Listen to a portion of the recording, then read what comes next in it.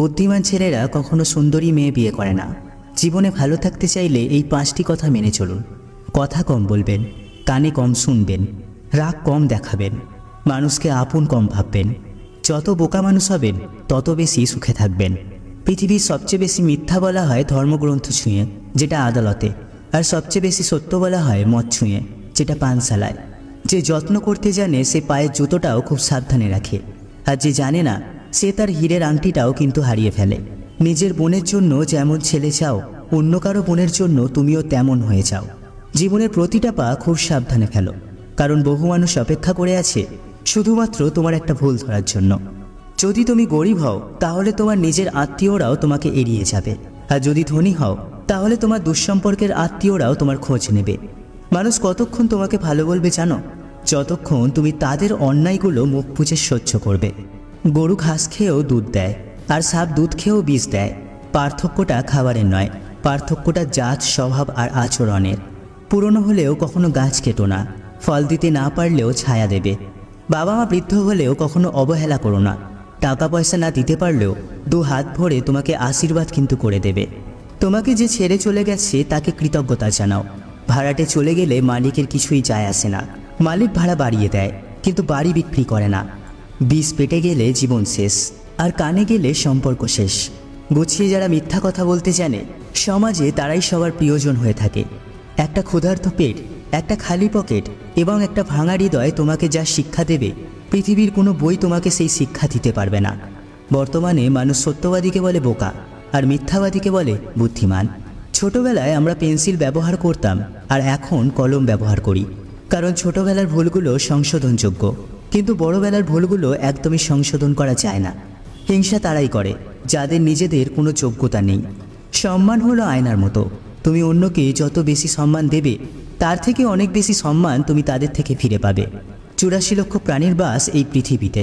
মানুষই শুধু রোজগার করে, বাকি প্রাণীরা কিন্তু অনাহারে মরে না। আর মানুষই একমাত্র প্রাণী যাদের পেট কখনো ভরে না। যে দেশে জুতা বিক্রি হয় এসি রুমে আর বই বিক্রি হয় রাস্তার পাশে ফুটপাতে, সে দেশে দুর্নীতিবাজ থাকবে 5 তলায় আর গুণীজন থাকবে গাছতলায়। 4টি বিষয়ে কখনো লজ্জা পাবেন না। নাম্বার 1, পুরনো পোশাক। নাম্বার 2, সাধারণ জীবনযাপন। নাম্বার 3, বৃদ্ধ বাবা মা। আর নাম্বার 4, দরিদ্র বন্ধু। ঘোড়া যেখান থেকে জলপান করে সেখান থেকে জলপান করুন, কারণ ঘোড়া কখনো খারাপ জলপান করে না। বিড়াল যেখানে ঘুমায় সেখানে আপনার বিছানা পাতুন, কারণ বিড়াল কখনোই অপবিত্র নোংরা জায়গায় ঘুমায় না। যে ফল পোকা খেয়েছে তা নির্দ্বিধায় খান, পোকা কখনো বিষাক্ত ফল খায় না। মেয়েদের চোখে 2 রকমের অশ্রু থাকে, একটা দুঃখের, অপরটা ছলনার। আমার যদি কোনো ভুল হয় তাহলে সেটা অন্যের কাছে সমালোচনা না করে আমাকে আগে জানিও, কারণ সেটা ঠিক করতে আমিই পারবো। অন্য কেউ কি পারবে বলুন? আঘাত ভোলা সহজ, কিন্তু অপমান ভোলা একদমই সহজ নয়। রাস্তায় ঘেউ ঘেউ করা সব কুকুরকে যদি তুমি ঢিল মারতে যাও তাহলে তুমি তোমার গন্তব্যে কখনোই পৌঁছাতে পারবে না। টাকার বিনিময়ে শিক্ষা অর্জনের চেয়ে অশিক্ষিত থাকাই সব থেকে ভালো। কারো দুর্বলতা নিয়ে কখনো মজা করো না। যেটা তোমার কাছে দুষ্টুমি সেটা অন্যের কাছে কষ্টকর হতে পারে। 90% পুরুষ শাশুড়িকে নিজের মায়ের মতো শ্রদ্ধা করে, কিন্তু 90% মেয়েরা শাশুড়িকে পরিবারের বোঝা মনে করে। কখনো কাউকে কথা বলার জন্য বারবার অনুরোধ করার দরকার নেই, কারণ যার কাছে তোমার সত্যিকারের মূল্য থাকবে সে হাজার ব্যস্ততার মাঝেও তোমাকে সময় দেবে। যেদিন মানুষকে তার মা নয় দায়িত্ব ঘুম থেকে জাগাতে বাধ্য করবে, সেদিন জানবে ওই ব্যক্তি পরিবারের দায়িত্ব নেওয়ার জন্য যোগ্য হয়ে উঠেছে। জীবনে এমন কাউকে ভালোবাসো যে তোমাকে ভালোবাসতে না পারলেও সম্মানটুকু কিন্তু করবে।